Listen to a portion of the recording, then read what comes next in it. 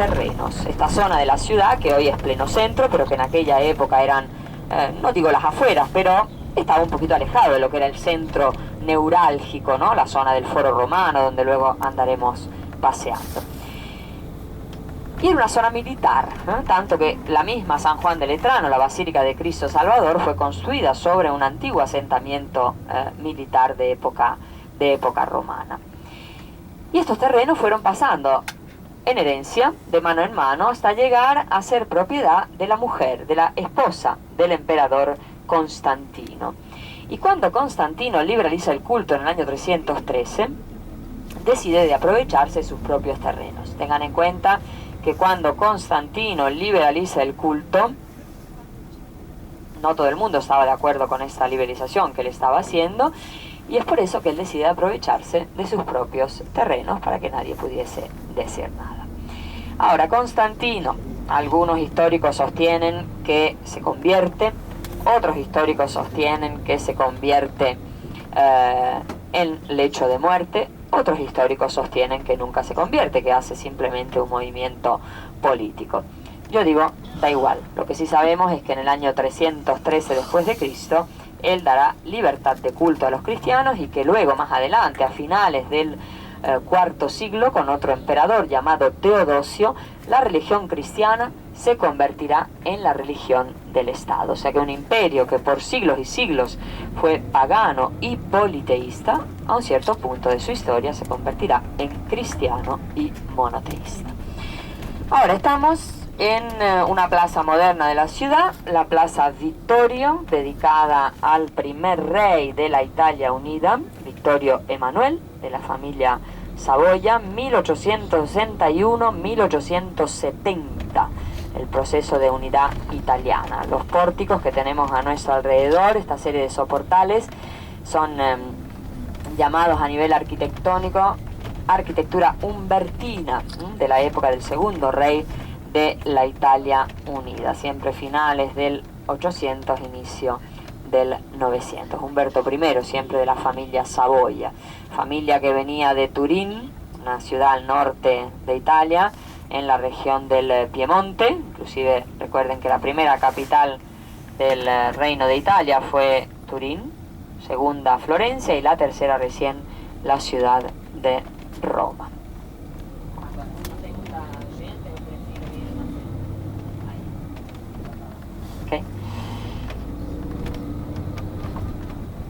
Y ahora decíamos que el proceso de unidad italiana serán... sí.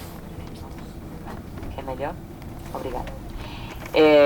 Dura 9 años, se comienza por el norte, por el sur y se va llegando hasta la parte central de la Italia. La ciudad de Roma fue la última ciudad a ser incluida en este reino de Italia el 20 de septiembre del 1870. ¿Y por qué? Porque la ciudad de Roma, recordemos que desde la Edad Media hasta el 1870 fue la capital de un estado bastante grande que ocupaba casi 3 regiones de lo que hoy es Italia, gran parte de esa región del Lacio, parte de la región de la Umbria y el sur de la región toscana. Era el estado de la Iglesia. Recuerden que hasta el 1861-1870 Italia no existía, estaba dividida en varios estados independientes y todo el centro del país era llamado el estado de la Iglesia. O sea que eso que hoy nosotros conocemos como el estado más pequeño del mundo, con el estado más pequeño del mundo, el Vaticano, 44 hectáreas, eso es desde el 1929. Por siglos y siglos, el estado de la Iglesia fue mucho mayor, ocupando todo el centro del país. Los papas eran reyes y gobernaban todo lo que es más o menos el centro de Italia. Último Papa Rey, Papa Pío IX, Papa que declara, recordemos, antes de la unidad de Italia, en el 1854, 8 de diciembre, declara el dogma de la Inmaculada Concepción de María. Y hablando de María, nos estamos acercando a la Basílica de Santa María la Mayor, otra propiedad extraterritorial del Estado Pontificio, otra de las basílicas mayores, de las basílicas patriarcales. Hemos dejado San Juan detrás. Habéis visto hoy San Pedro, aquí tenemos Santa María, falta la cuarta que es San Pablo Extramuros, que se encuentra como dice su nombre, fuera de la muralla del emperador Aureliano, una parte moderna de la ciudad, en lo que es la vía Ostiense, la calle que llevaba hasta el puerto de Ostia, hasta la desembocadura del río Tíber, donde, donde estaba el puerto fluvial, decíamos. Y sí, lo son.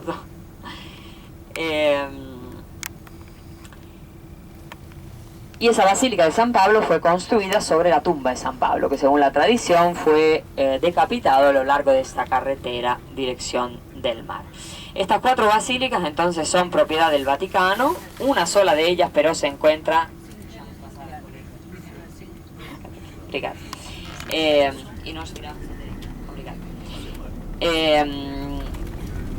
decíamos, las 4 basílicas son propiedad del Estado Pontificio y las 4 tienen la famosa Puerta Santa, aquella puerta que se va a abrir el día de mañana para el peregrinaje de la indulgencia plenaria, el perdón de todos los pecados, y quedará abierta durante todo el 2025, hasta el 6 de enero del 2026. De frente, Santa María la Mayor,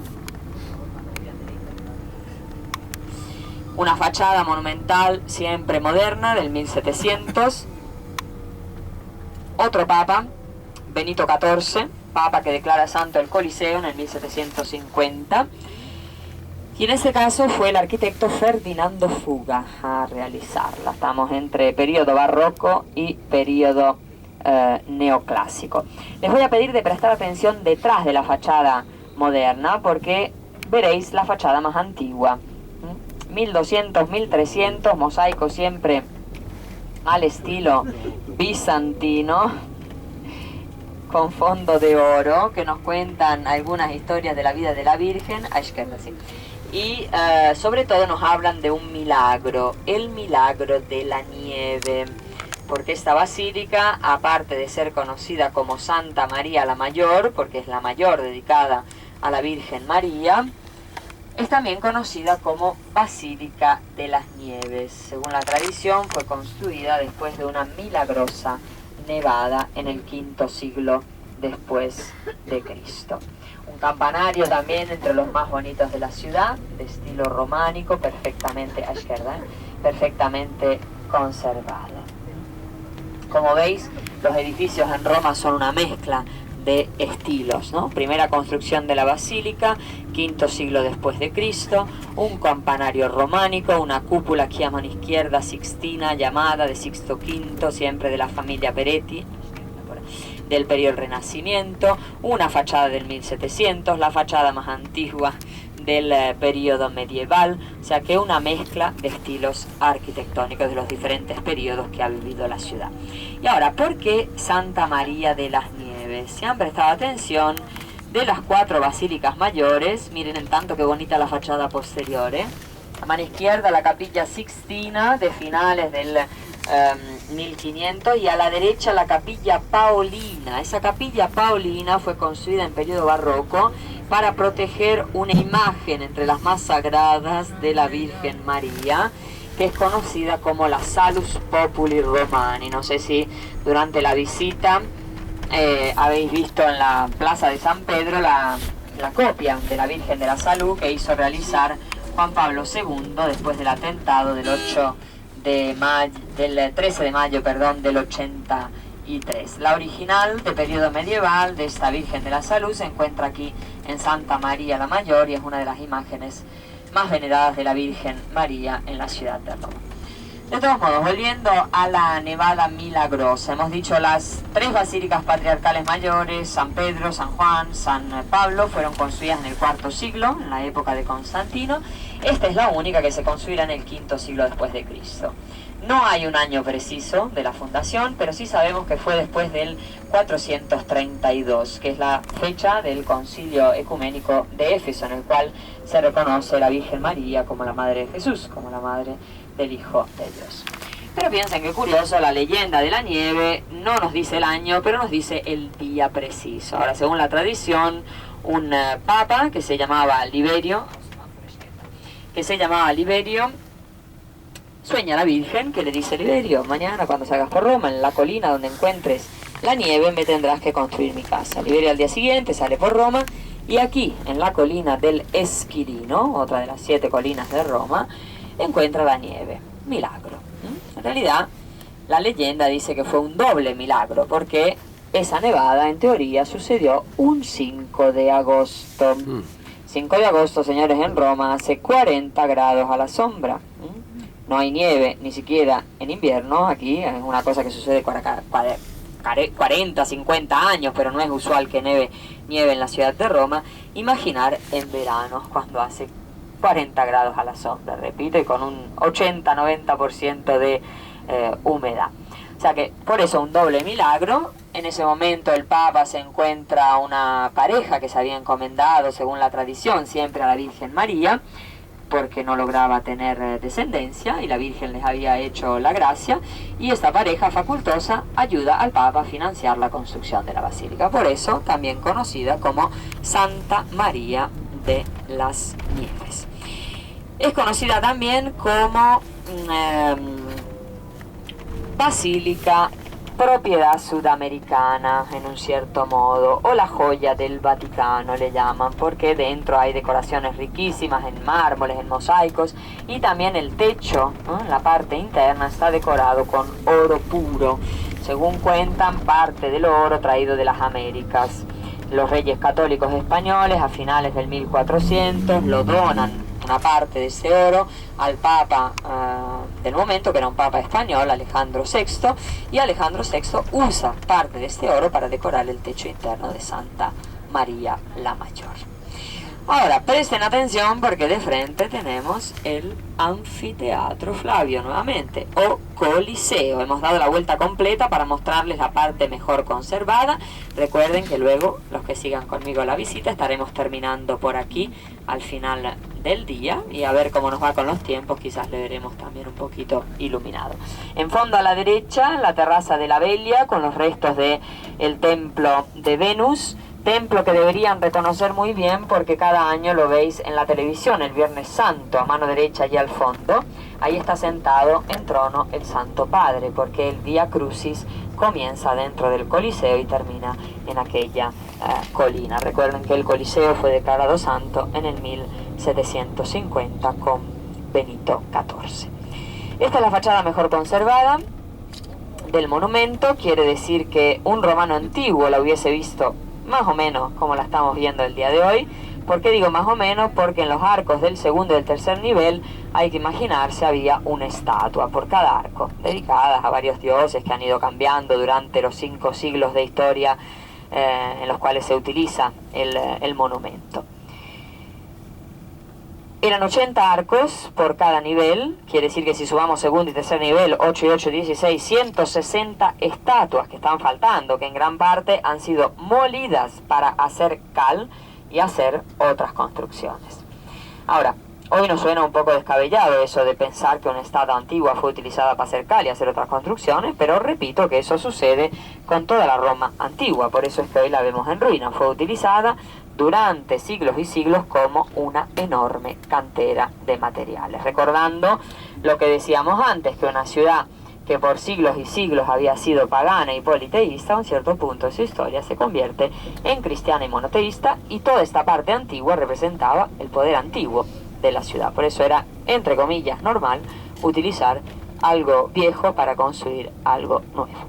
Ahora, si agachan un poquito la cabeza y prestan atención arriba de las ventanas del último piso, ahí casi a 51 metros de altura, van a ver que hay una serie de dientes que sobresalen para afuera. ¿Les veis?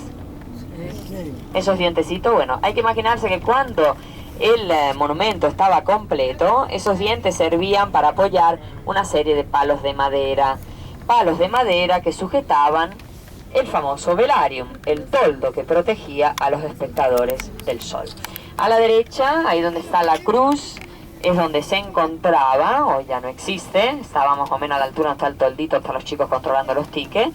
Ahí estaba la famosa puerta Libitinia, o puerta de la muerte, que era una de las 2 puertas reservadas a los gladiadores y a los que hacían espectáculo dentro del anfiteatro, que salían sin vida. En el otro extremo se encontraba la puerta triunfalis o puerta de la vida. Y en el eje menor, este era el eje mayor, 188 metros de longitud, el eje menor, 156 metros, estaban las dos puertas reservadas para los VIP, diríamos el día de hoy, o sea, para la familia imperial, senadores, vestales, y familias más importantes de ese imperio.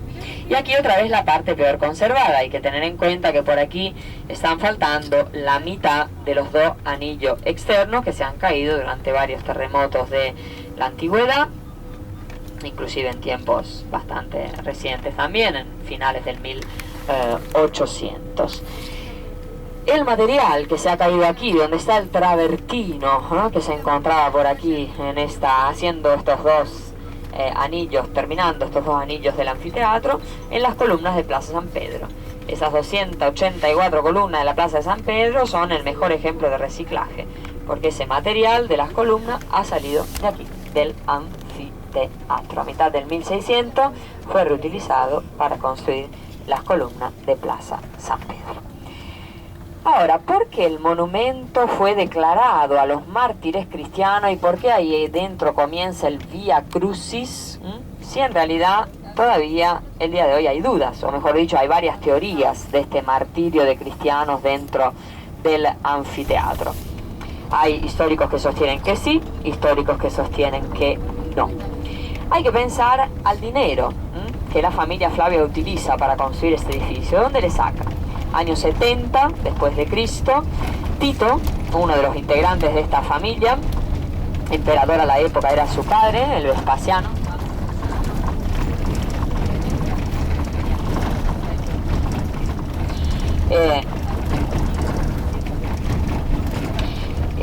decíamos entonces que en el año 70 Tito acabará con un problema muy grande que tenía el imperio en aquella época. Ahora, Jerusalén había sido ya conquistada por los romanos, pero era una tierra que daba bastantes problemas a la organización del imperio. Y Tito decide de acabar con todos estos problemas. Arrasa completamente la ciudad y destruye el segundo templo de Salomón. Y con el botín de guerra que se trae, en parte en la ciudad de Roma, financia, entre tantas otras cosas, la construcción del anfiteatro mayor del mundo antiguo romano.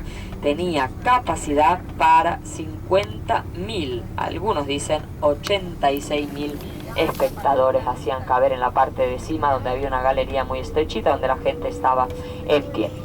Y con ese dinero, con parte de ese dinero, financia la construcción del anfiteatro. Por eso, la relación que hay entre primeros cristianos o judíos, como le queramos llamar, o entre el Coliseo, el anfiteatro y Tierra Santa, es el dinero que fue utilizado, que es el dinero de la destrucción de Tierra Santa. Por eso declarado a todos los mártires cristianos.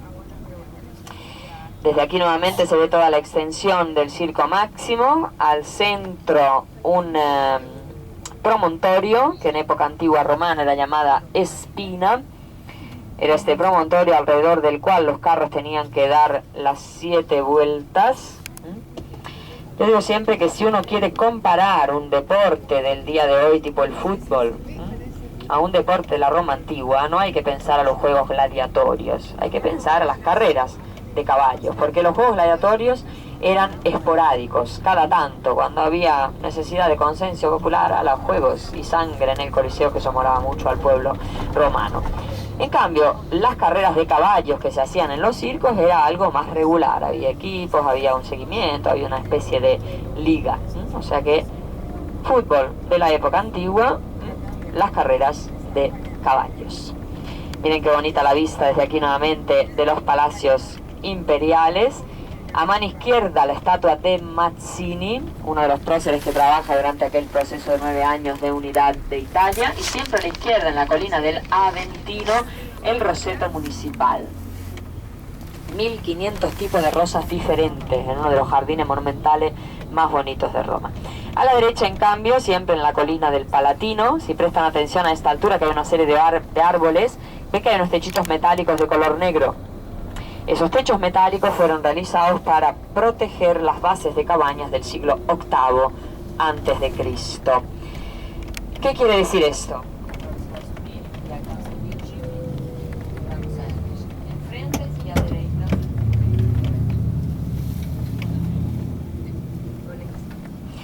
Y decíamos entonces que ahí se encontraron las bases de cabañas del siglo VIII a.C., quiere decir que más allá de la leyenda de Rómulo y Remo, fueron amamantados o no. ¿Qué ha pasado? ¿Se ha caído alguien?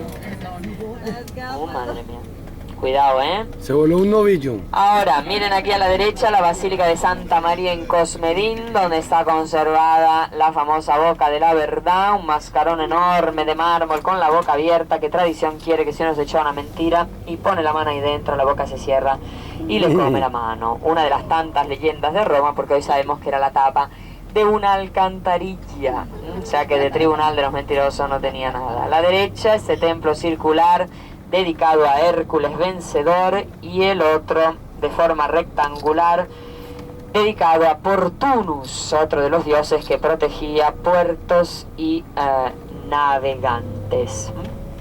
Estamos a la altura nuevamente de la isla Tiberina, a la derecha un edificio moderno que es parte del registro civil de la ciudad, oficinas del ayuntamiento, que fue construida sobre las ruinas de un antiguo mercado. Piensen que al lado del antiguo puerto fluvial se encontraba lo que era llamado el foro boario y el foro olitorio. Esa palabra foro significa plaza, plaza boario de los bueyes, olitorio del aceite. Era la plaza del mercado al lado del puerto fluvial, una de las zonas arqueológicas que vemos en parte aquí a la derecha más antiguas de Roma. Hay ruinas del siglo XIV, XII antes de Cristo. A la izquierda, otro de los puentes más antiguos de la ciudad, el puente Fabricio. Siempre la estructura interna data del primer siglo antes de Cristo. A la derecha, este edificio en restauración es la sinagoga monumental, que veíamos la cúpula cuadrada